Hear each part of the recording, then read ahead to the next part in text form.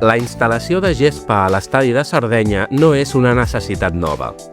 Ara fa més de 60 anys, l'Europa, amb intenció d'assolir en breu la segona divisió, ja va plantejar-se aquesta necessitat i la va dur a terme amb l'empenta de directius i socis.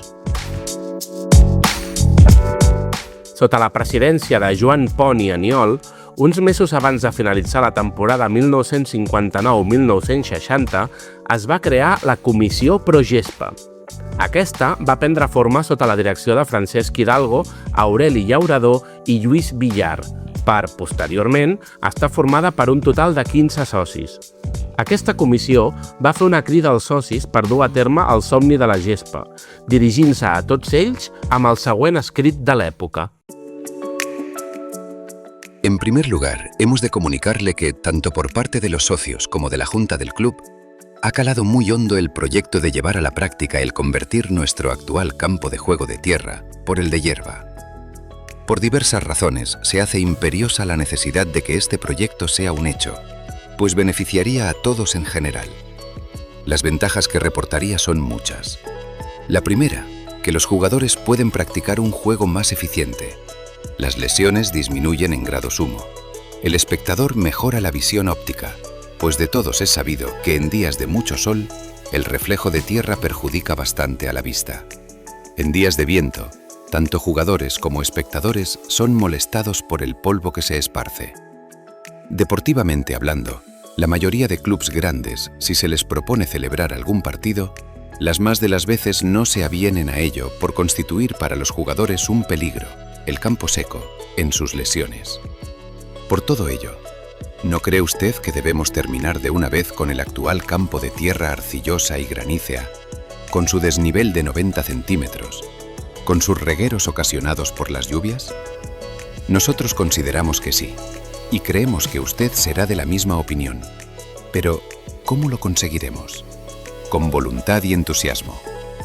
A continuación reseñamos algunas consideraciones de orden técnico para la construcción y su correspondiente presupuesto. También se le adjunta un volante que le servirá para ir anotando los donativos que buenamente recabe de sus amigos y conocidos. Si todos ponemos voluntad y entusiasmo, el campo de hierba será pronto una realidad. Así lo confía la Comisión Procésped. El dia 9 de maig del 1960 a les 7 de la tarda va tenir lloc l'acte d'inauguració de les obres, consistent en uns parlaments que van culminar quan el president Pont es va dirigir a una taula situada sobre el terreny de joc, damunt la qual, guarnida amb la bandera de l'Europa, es trobaven dipositats un pic i una pala. D'aquesta manera es va donar inici, de forma simbòlica, a les obres pertinents. La Comissió Progespa va dur a terme amb èxit la missió i en tot moment va informar dels detalls tècnics als socis.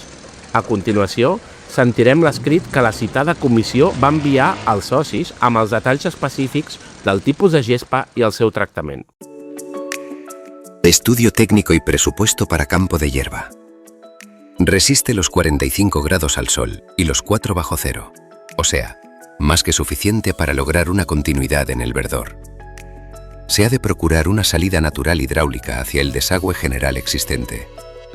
Esta salida estará formada por una capa de grava con un espesor de 5 centímetros en la base inferior del campo.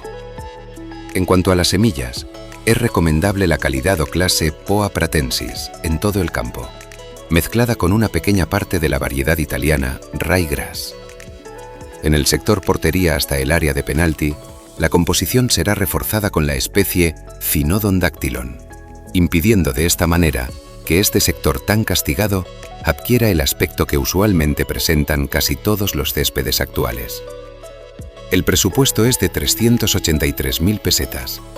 Igualmente, la cesión por parte de un señor directivo de tractores vendría a rebajar aún más el precio inicial, pudiéndose asegurar este en unas 300.000 pesetas. Las dimensiones actuales son de 104 por 57 metros.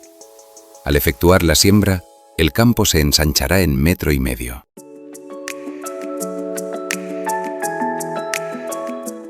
El 14 d'agost, en el marc de la Festa Major de Gràcia, va tenir lloc el partit inaugural de la nova gespa en un partit entre els primers equips del Club Esportiu Europa i el Futbol Club Barcelona.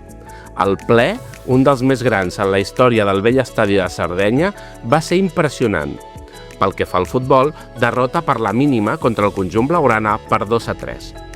En els temps actuals, l'Europa torna a estar envoltat de la necessitat de gespa natural, en unes altres circumstàncies, amb una realitat diferent, però en el mateix lloc físic d'ara fa més de 6 dècades. Esperem que, en un futur, també aquesta nova col·locació de gespa es pugui recordar de forma memorable.